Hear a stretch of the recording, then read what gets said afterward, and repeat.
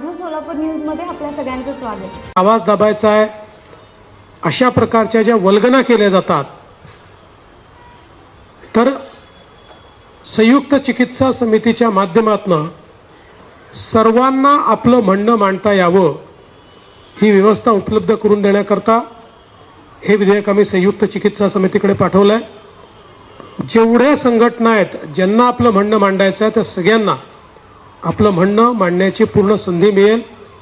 सर्वपक्षीय 21 लोकांची समिती या ठिकाणी ही तयार करण्यात आली आहे आणि त्याच्या रिपोर्टवर पुढचं काम हे या ठिकाणी केलं जाईल।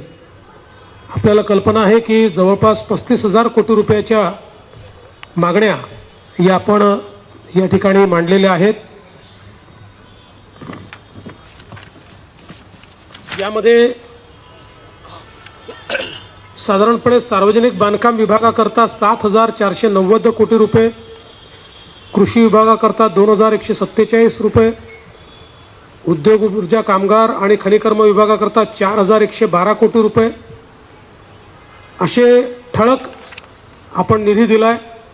ज्यामध्ये आमची जी फ्लॅगशिप योजना आहे मुख्यमंत्री बळीराजा वीज सवलत योजना, त्याच्याकरता 3,500 कोटी रुपयाची तरतूद करण्यात आली आहे।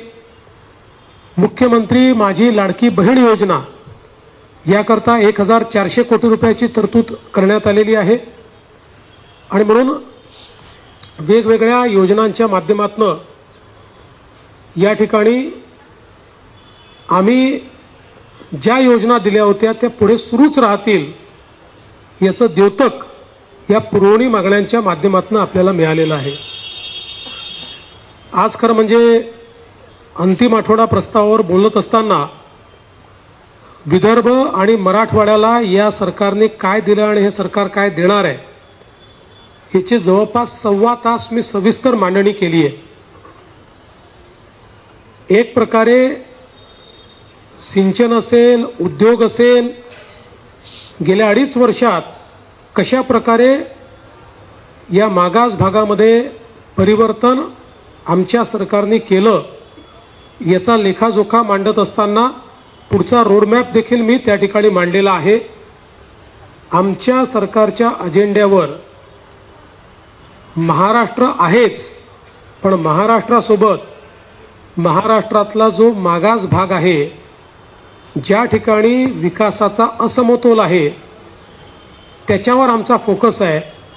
आणि म्हणून नदीजोड प्रकल्प असतील, सिंचनाचे प्रकल्प असतील, उद्योग असेल, इन्फ्रास्ट्रक्चरचे प्रकल्प असतील, असा चौफेर विकास आम्ही कशा प्रकारे करतो हे आपण या ठिकाणी सांगितलंय।